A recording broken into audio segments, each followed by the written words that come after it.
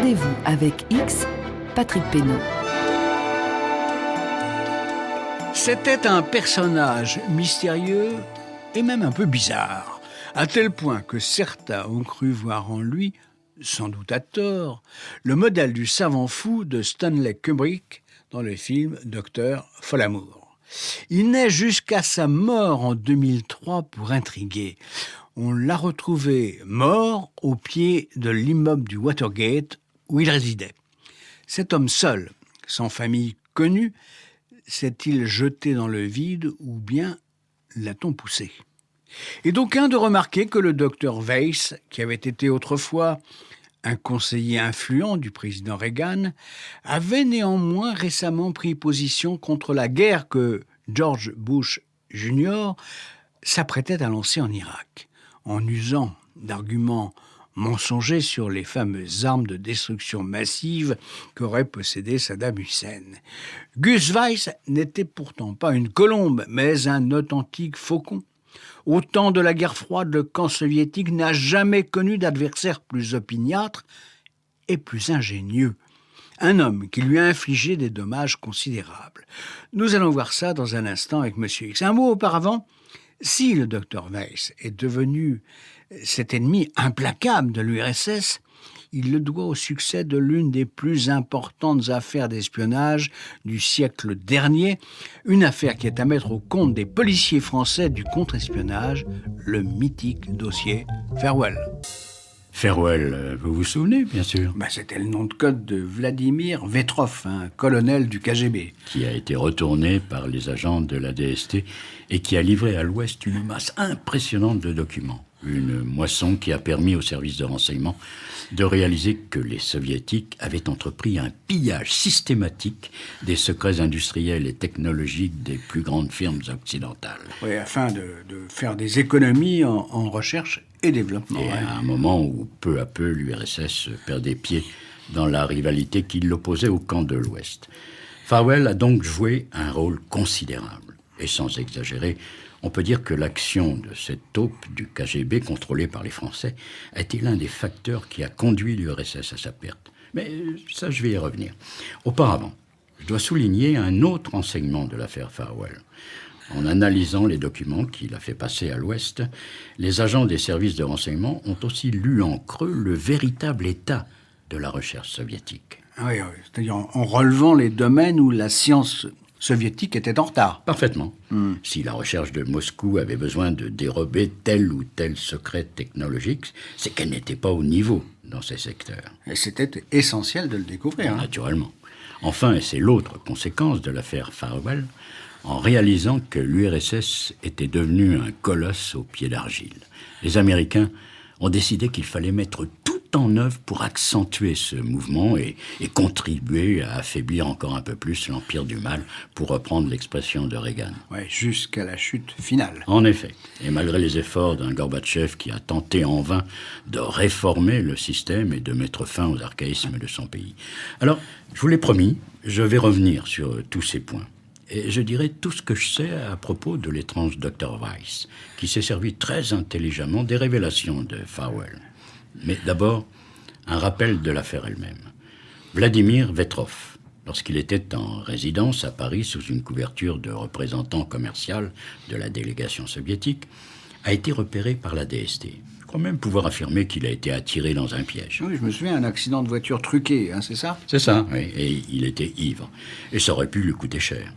Une de ses relations, cadre chez Thomson CSF et collaborateur occasionnel de nos services, était alors venu à son secours et avait tout arrangé.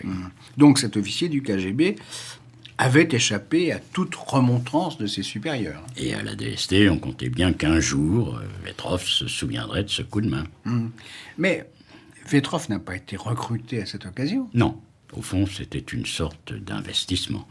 Et de retour à Moscou, lorsque Vladimir Vetrov a décidé de trahir son pays, il s'est débrouillé pour prendre contact avec un autre cadre de Thomson qui faisait de fréquents voyages en URSS. Ouais, comme par hasard. Alors même, si nous en avons parlé il y a bien longtemps, pourquoi ce colonel du KGB va-t-il trahir ? Il y a plusieurs raisons. D'abord, c'est certain, Vetrov faisait partie des très nombreux déçus du socialisme à la soviétique. Ouais, il était bien placé pour en voir toutes les tares. Hein. Bien entendu. Ensuite, il estimait qu'au sein du KGB, on méconnaissait ses talents. Alors, rappelez-moi, quelle était exactement sa situation au KGB? Au département T, il était responsable des relations économiques et scientifiques avec l'Ouest. Un poste important, hein. Mais administratif. Et il s'ennuyait.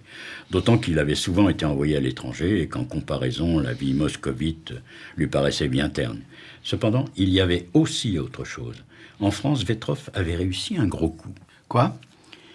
Il avait réussi à recruter un ingénieur confirmé chargé de contrôler la qualité des composants électroniques utilisés en particulier dans le domaine spatial. En raison de ses compétences, cet homme avait donc une vue d'ensemble sur la conception de nos fusées. Et Vetrov pensait que le fait d'avoir déniché une telle taupe aurait dû lui valoir la reconnaissance de ses chefs. Et une promotion. Sans doute, mais il n'en avait rien été. Et il en éprouvait du dépit. Évidemment. Et d'ailleurs, quand il deviendra lui-même une taupe travaillant pour le contre-espionnage français, il n'aura rien de plus pressé que de livrer le nom de cet ingénieur. Ouais, c'est une sorte de cadeau d'entrée. Et la preuve de son sérieux. Alors la suite. C'est donc presque naturellement la DST qui va s'occuper de Farwell, en raison des premiers contacts qui ont été établis. Et aussi parce que Vetrov, qui est très méfiant, ne veut avoir de relation qu'avec des gens qu'il connaît. Ouais, pour la DST, c'est tout à fait inédit. En effet. En principe, la DST ne s'occupait pas de renseignements à l'étranger, mais travaillait essentiellement à traquer les espions qui opéraient chez nous. En l'occurrence, la DST n'a pas été mécontente de tailler des croupières au service rival qu'était le SDEC. Le SDEC qui va être tenu dans une complète ignorance de l'affaire Farwell. Hein. Toutefois, la DST va être confrontée à une difficulté majeure. Notre service de contre-espionnage ne dispose ni d'infrastructures ni d'agents à Moscou. Et si les premiers contacts avec Vetrov vont être conduits par ce cadre de Thomson, il apparaît très vite qu'un véritable professionnel doit entrer dans la partie. Et ce sera l'attaché militaire à l'ambassade française de Moscou, qui parfois demandera à son épouse de le suppléer pour récupérer les documents de Farwell sans attirer l'attention des sbires du KGB. Et Vetrov va livrer une masse considérable d'informations à la DST. Hein. Oui, l'équivalent de 3 à 4 milliers de feuillets. Quant au contenu, il est proprement stupéfiant. Et ça s'explique par la situation privilégiée de Farwell au sein du KGB. C'est en effet par lui que passent toutes les demandes écrites du VPK, c'est-à-dire la commission de l'industrie militaire chargée de planifier et d'organiser systématiquement l'espionnage scientifique et technologique de l'Ouest. Mais ça ne s'arrête pas là, car il connaît aussi, sinon les noms, mais les postes qu'occupent les taupes qui alimentent le VPK. Et ça permettra aux services occidentaux de contre-espionnage de les identifier. Oui, sans trop de difficultés, oui. Mais il y aura des exceptions. Par exemple, une taupe qui opérait en France au CEA, le commissariat à l'énergie atomique, n'a jamais pu être démasquée, malgré tous les efforts des policiers de la DST. Ouais. Et pour Vetrov, finissons-en, là, ça va se terminer tragiquement. Hein. Oui, il faut d'abord dire que la taupe qui vivait dans un état de tension perpétuelle allait de plus en plus mal. D'autant que sa vie privée n'était pas des plus harmonieuses. Il avait une maîtresse, hein, elle aussi agent du KGB. Hein. Oui, avec laquelle il entretenait une liaison très tumultueuse. Et ça rejaillissait bien sûr sur sa vie conjugale. En outre, Vetrov buvait de plus en plus. Pour calmer ses angoisses. Vraisemblablement, car il savait qu'un jour ou l'autre, il finirait par tomber. Et effectivement, il a fini par être arrêté. Hein. Oui, en février 1982. Mais c'est la milice soviétique qui l'a appréhendé, et pas le KGB. Ouais, parce qu'il n'a pas été arrêté pour espionnage. Mais pour une affaire de droit commun. Et à la suite d'un événement très curieux. Rappelez-vous, ce soir-là, se trouvant dans une auto en compagnie de sa maîtresse, le colonel Vetrov aurait été pris d'un accès de folie. Il aurait d'abord tenté de poignarder sa maîtresse. Puis un agent de la milice étant interposé, il a agressé ce policier. Et il l'a même tué. Ouais. Mais vous ne croyez pas à ce brusque coup de folie. En effet. Je pense plutôt que Vetrov, aux abois, imaginait un simulacre d'assassinat sur sa maîtresse, afin d'échapper au limier du KGB qui ne tarderait plus à le démasquer. Ouais, coupable de voie de fait sur sa maîtresse, il comptait être jugé par une juridiction civile. Et il pensait écoper d'une peine relativement légère. Ouais, pendant son emprisonnement, il se serait fait oublier du KGB. Ça, c'est ce qu'il espérait, mais l'affaire a dérapé avec l'intervention de ce milicien. Résultat, Vetrov a été condamné à 12 ans de prison et envoyé en Sibérie. Si c'était pour se faire oublier, il avait gagné. Dans un sens, oui. Mais il ne pouvait pas prévoir les conséquences de sa disparition provisoire dans un camp de travail. En Occident, nul ne sait alors ce qu'il est devenu. Sans nouvelles de leur espion, les hommes de la DST imaginent qu'il a été découvert et capturé. L'exploitation des renseignements qu'il a fournis peut alors commencer. Parce que jusqu'alors, on s'était abstenu. Bien sûr, pour ne pas éveiller trop tôt les soupçons du KGB. Donc, l'exploitation commence. Des taupes soviétiques sont démasquées un peu partout dans le monde. En France, on va même encore plus loin. Le président Mitterrand frappe du poing sur la table et décide d'expulser 47 faux diplomates qui sont en réalité des espions. Le KGB a ainsi la confirmation de l'existence d'une taupe au sein de l'une de ses structures les plus secrètes. Et Vetrov finit par être démasqué. Peut-être à cause d'une maladresse commise par un haut fonctionnaire du Quai d'Orsay.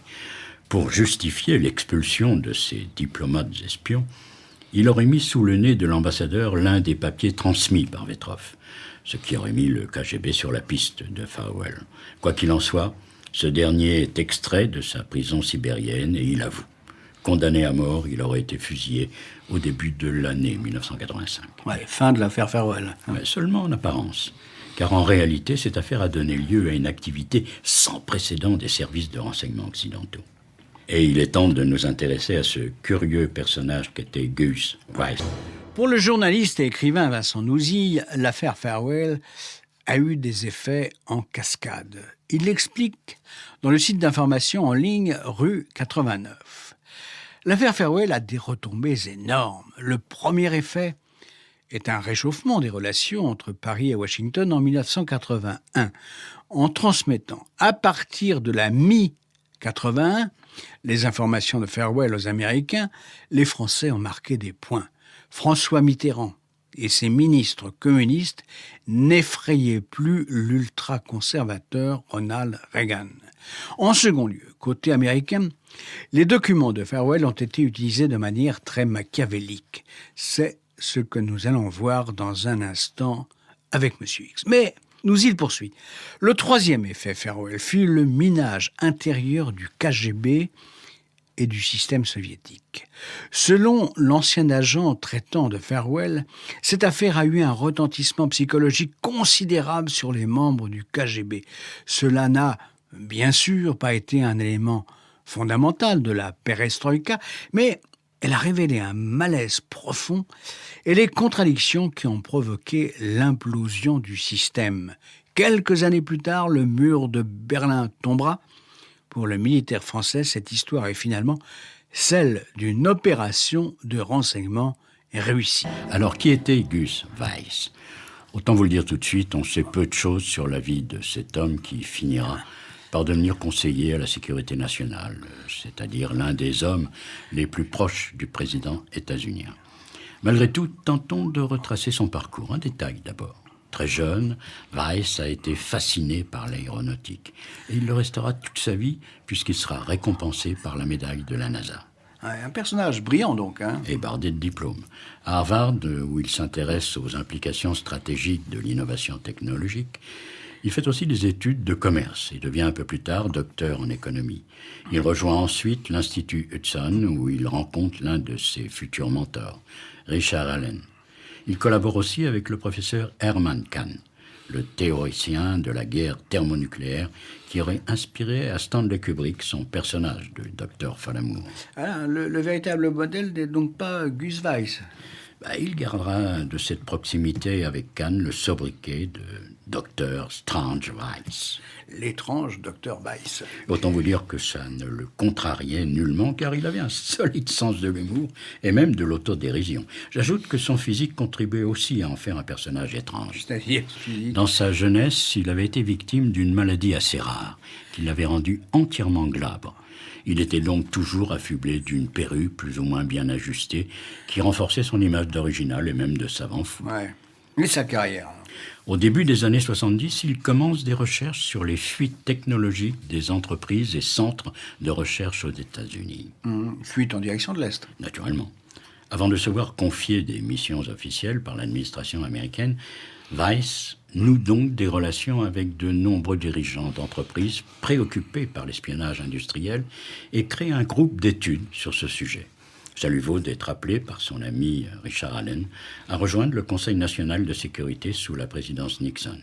Et d'ailleurs, le même Allen lui demandera d'y revenir lors de la présidence de Reagan. C'est donc rapidement une personnalité influente aux États-Unis. Oui, il sera le conseiller officiel de 4 présidents américains. Nixon, Ford, Carter, Reagan.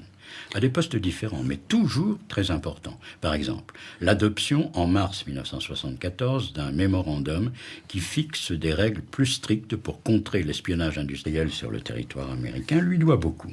À noter que ce texte est le premier document qui dénonce et prévient le pillage technologique. Ainsi, la vente à l'Est d'ordinateurs puissants est désormais prohibée. Ouais, c'est donc d'abord un idéologue. Ah, pas seulement, parce que le personnage a plusieurs facettes. Dans les années 70, il a contribué à rapprocher la firme états-unienne General Electric et la française Snecma. Cette alliance donnera lieu à la création de l'entreprise CFM International, basée à Paris, qui va produire les moteurs d'avion CFM 56. Ce seront les moteurs civils les plus vendus au monde et ils propulseront de nombreuses versions d'Airbus et de Boeing. Ah, c'est une réussite commerciale exceptionnelle, ça. Une reconnaissance de la France pour Weiss qui recevra la Légion d'honneur. Toutefois, c'est avec l'affaire Farwell que Gus Weiss va donner toute la mesure de son talent. Ronald Reagan est élu en 1980, mais accède en réalité au pouvoir en janvier 81. Et vous vous souvenez de son slogan « L'Amérique est de retour ». Ouais, et d'emblée, l'ancien acteur veut montrer ses muscles. Et pour lui, la révélation par Mitterrand au sommet d'Ottawa de l'existence de la source Farwell en juillet 81 arrive à point nommé. Ouais, révélation qui s'accompagne de la livraison à la CIA des documents Farwell. C'est parfaitement exact. Et dès l'été 1981, Gus Weiss commence à éplucher ces documents. Dans quel état d'esprit se trouve-t-il alors ? Il jubile. C'est la confirmation triomphale de toutes ses analyses. Et surtout, il a le sentiment d'avoir un vrai trésor entre les mains. Déjà, il imagine les répliques. Un vaste plan qui pourrait, à terme, conduire à un étranglement de l'URSS. Ouais, précisé quand même. L'objectif, c'est de retourner le système d'espionnage soviétique contre lui-même. Reagan, qui s'est attribué la paternité de ce plan, mais en réalité, je crois que l'idée vient de Weiss, l'a appelé assez bizarrement la déception stratégique. Il s'agit d'intoxiquer les services de renseignement soviétiques par l'intermédiaire de ces taupes identifiées grâce à Farwell. Ouais. Mais comment procéder exactement ? En fournissant à ces espions de fausses informations relatives à des projets technologiques dans les domaines les plus variés. Armement, énergie, industrie, transport, etc. Donc, assez paradoxalement, non seulement on ne va pas arrêter ces taupes ou les expulser, mais on a fait en France, mais on va leur donner un coup de main. Et faciliter leur tâche pour mieux les fourvoyer et les intoxiquer. Et si à court terme, les autorités américaines vont renforcer drastiquement la protection de leurs technologies les plus sensibles, à plus long terme, elles vont tout faire pour que la direction T du KGB continue à croire que ces espions sont toujours opérationnels. Il s'agit donc d'une exploitation offensive des révélations de Farwell. L'objectif étant de ruiner les investissements d'une économie soviétique déjà proche du vacillement au début des années 1980. Et vous allez le constater dans un instant, les conséquences seront parfois spectaculaires. Tout cela a été formulé dans une directive du Conseil national de sécurité adoptée en janvier 1983. Elle va servir de feuille de route à la stratégie d'étranglement économique de l'URSS, dont Reagan lui-même a lancé le principe dès son arrivée à la Maison-Blanche. Il s'agit donc d'un durcissement de la politique de Washington vis-à-vis de Moscou. Incontestablement. Cette directive insiste sur la nécessité de combattre l'expansionnisme soviétique partout dans le monde, en renforçant les capacités militaires américaines et en restreignant les transferts de technologies vers l'URSS qui peuvent renforcer directement ou indirectement le pouvoir militaire soviétique. Mais d'accord, mais concrètement, comment ça se traduit tout ça ? Il y a donc ces mesures actives, pour reprendre une expression des services secrets soviétiques, qui vont découler directement de l'exploitation des documents Farwell. Mais un petit peu de patience. Les autres décisions sont plus classiques, mais redoutablement efficaces. À côté de l'accroissement des moyens militaires états-uniens et la relance brutale de la course aux armements. Pour forcer Moscou à suivre. Et à se ruiner un peu plus, oui. Le bouquet étant l'IDS, le lancement de la guerre des étoiles. Ouais, un formidable bluff. Oui, mais un bluff qui va se révéler particulièrement coûteux pour l'URSS. Mais à côté, vous disais-je, on trouve aussi une augmentation significative de la production pétrolière, en coordination avec les pays du Golfe, afin de provoquer une baisse des cours du baril et donc de réduire les ressources en devises de l'URSS. Et enfin, l'adoption d'une politique monétaire très restrictive de la Banque fédérale qui fera chuter le cours de l'or, autre ressource soviétique. Toutefois, cette politique est très risquée. Et pour quelle raison ? Parce qu'au début de ces années 80, la tension Est-Ouest ne cesse de croître. À Moscou, on se dit persuadé que tôt ou tard, les Américains attaqueront. Oui, on croit à l'inéluctabilité de la guerre nucléaire. Oui, et par conséquent, on se prépare à la contre-attaque. C'est la mise en place de l'opération Ryan, décidée par Yuri Andropov. Toutes les résidences du KGB à l'étranger doivent guetter les signes indiquant une mobilisation occidentale. Et on est alors passé très près de la conflagration mondiale. Mais je n'insiste pas car c'est un sujet que j'ai abordé autrefois avec vous. Aussi, je vous propose de rejoindre le diabolique Dr Weiss et de vous relater l'une de ses plus machiavéliques manipulations. Moscou a eu effectivement peur en ce début des années 80. Je vous propose de retrouver Vincent Nouzille, auteur d'un livre passionnant dans Le secret des présidents. Extrait. Les dirigeants soviétiques vieillissants ont vu dans l'élection de Ronald Reagan à la Maison-Blanche un véritable séisme. Dès janvier 1981, le président américain a conforté publiquement leurs appréhensions en déclarant tout de go que les Russes mentiront, tricheront et nous voleront tout ce qu'ils peuvent pour arriver à leur fin. Après des années de détente, Washington a durci le ton à l'égard de Moscou. En mai 1981, Léonid Brejnev a prononcé devant les cadres du KGB un discours dénonçant la politique de Reagan comme une menace sérieuse. Durant l'automne, Yuri Andropov, patron du KGB, lance une opération prioritaire de renseignement baptisée Ryan afin de tout savoir sur une future attaque nucléaire américaine contre l'URSS jugée imminente. Les officiers du KGB stationnés partout dans le monde doivent alimenter, dans le sens souhaité, cette paranoïa galopante. Je vous ai dit que dès la réception des documents Farwell et leur première analyse, les Américains ont décidé d'utiliser systématiquement les renseignements fournis par Farwell pour miner l'Empire soviétique. Et c'est Gus Weiss qui est à la manœuvre. Oh, pas seulement lui, mais c'est le cerveau de l'opération. Une opération qui a mobilisé la CIA, le Pentagone, le FBI et la Maison-Blanche et qui a été approuvée par Ronald Reagan en janvier 82. Alors, au risque de me répéter, je vous confirme qu'il s'agit de refiler aux Soviétiques de la mauvaise technologie, de la mauvaise informatique, de mauvaises technologies de forage pétrolier. En leur donnant l'impression qu'ils dérobent de véritables perles. Bien entendu, c'est là le grand jeu. Et la Dupree a réussi au-delà de toute espérance. Quelques exemples. De faux plans d'une navette spatiale de la NASA sont discrètement rendus disponibles pour des agences soviétiques. Quant au Pentagone, il laisse filtrer des informations trompeuses sur ses programmes d'avions ou de défense spatiale. Autre manœuvre. Des industriels américains se font voler des puces électroniques, mais pas n'importe lesquelles. Que voulez-vous dire ? Ces puces sont défectueuses et doivent donc endommager les matériels où elles sont installées, dans des usines chimiques et une unité de construction de tracteurs. Mais Weiss a encore fait plus fort. Par l'intermédiaire d'une société canadienne, les Américains ont fait en sorte que des agents soviétiques dérobent un logiciel de gestion de turbines des oléoducs et gazoducs. Et là encore, il y a un piège ? Ah, forcément, mais un piège très sophistiqué. Le logiciel volé doit fonctionner à la perfection pendant quelques mois. Cependant, on y a dissimulé ce que l'on appelle un cheval de Troie, c'est-à-dire un virus qui est prévu pour se réveiller ou être activé au moment prévu par ses concepteurs. Naturellement, il doit déclencher de graves dysfonctionnements et même un vrai accident industriel. Les résultats, alors ? En 1982, les Soviétiques travaillent à la construction d'un pipeline destiné à approvisionner l'Europe de l'Ouest en gaz sibérien. Un projet qui a d'ailleurs provoqué la colère de Washington. Ah bon, pourquoi? Parce que sa conception faisait appel à la technologie européenne. Et ça allait contre la volonté états-unienne de conduire une véritable guerre économique contre l'URSS. Ce sujet avait même écorné la lune de miel entamée entre Mitterrand et Reagan, après la révélation de l'affaire Farwell. Mais le président français avait tenu bon.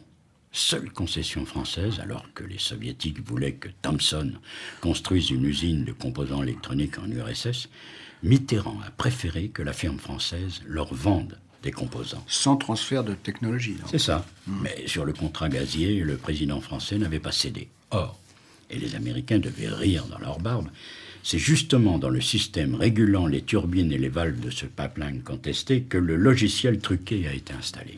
Ils vont donc réussir là où la négociation avec les Européens et les Français a échoué. Exactement. En juin 1982, une gigantesque explosion a endommagé les installations du pipeline sibérien. La déflagration a été si puissante que les experts militaires, à commencer par ceux de l'OTAN, ont d'abord cru qu'il s'agissait de l'explosion d'un missile nucléaire. Et après analyse, ils ont conclu que c'était la plus grosse explosion non nucléaire de tous les temps. Elle équivalait en puissance à près d'un quart de celle de la bombe d'Hiroshima. Inutile de vous dire qu'à la Maison-Blanche, un certain Gus Weiss a esquissé un sourire en apprenant ce qui était pour lui une excellente nouvelle. Oui. Est-ce qu'il y a eu des morts? Une dizaine, malheureusement, d'après les rares informations communiquées par Moscou. Mais vous pensez bien que les Soviétiques n'ont pas donné une grande publicité à l'événement. Et quelles ont été les conséquences de ce sabotage réussi? La mise en service du pipeline a été retardée d'1 an. Et j'imagine que les Américains n'ont jamais révélé quel avait été leur rôle. Bien évidemment. Ouais. Donc finalement, silence des deux côtés. Il n'empêche que pour les Soviétiques, ça a été un vrai coup dur. Et pour au moins 2 raisons. En premier lieu, cette explosion destructrice a perturbé les exportations d'hydrocarbures et la rentrée cruciale de devises étrangères.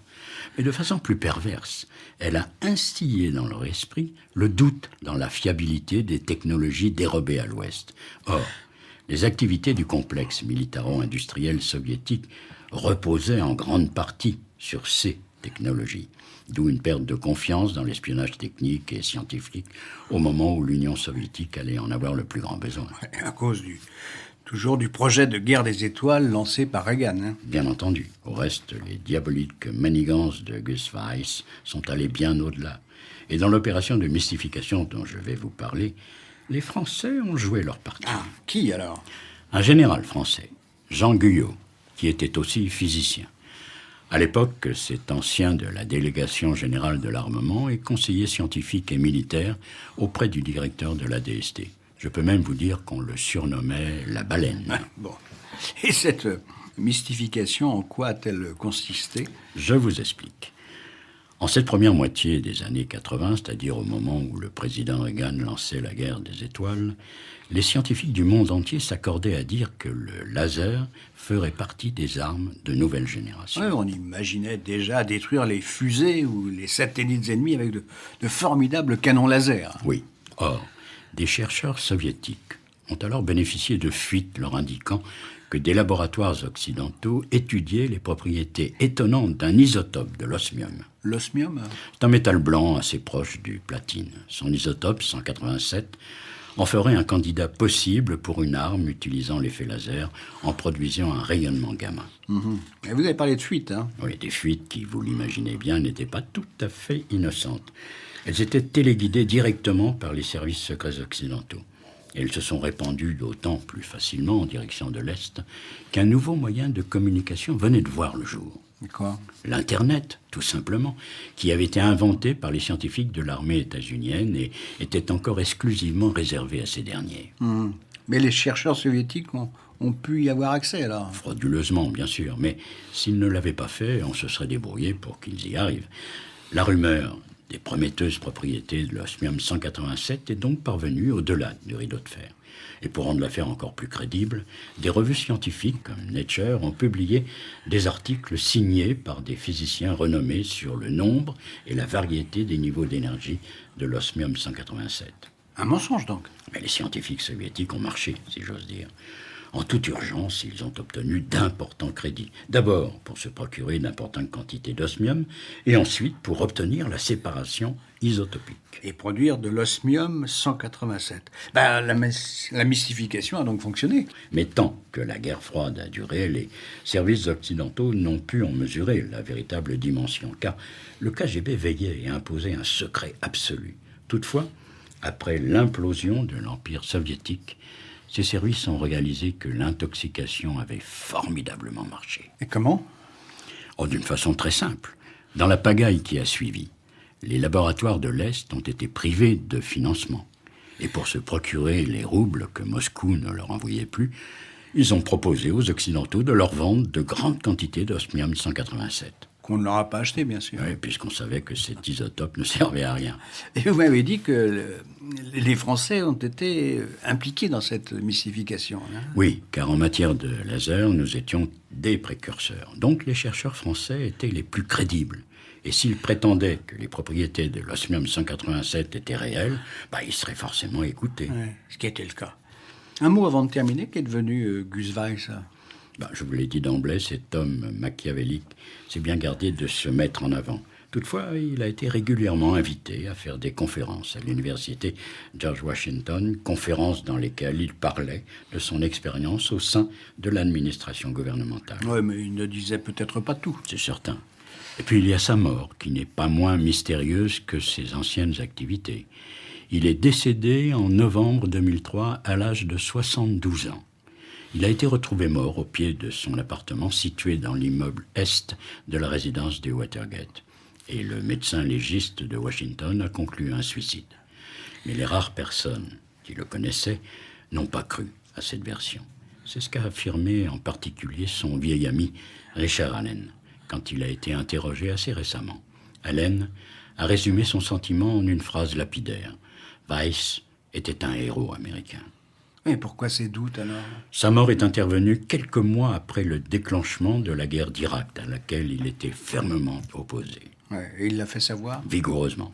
De là à penser qu'on l'avait peut-être poussé dans le vide, je n'en sais pas plus. Vu de l'intérieur, un livre très récent de Raymond Nart et Jackie Demain, deux anciens de la DST. Adieu farewell de Sergueï Kostin et Éric Reynaud. Dans Le secret des présidents CIA, Maison-Blanche, Élysée, les dossiers confidentiels 1981-2010 de Vincent Nouzy. Et enfin, L'espion des sciences, les arcanes et les arnaques scientifiques du contre-espionnage du général Jean Guyot.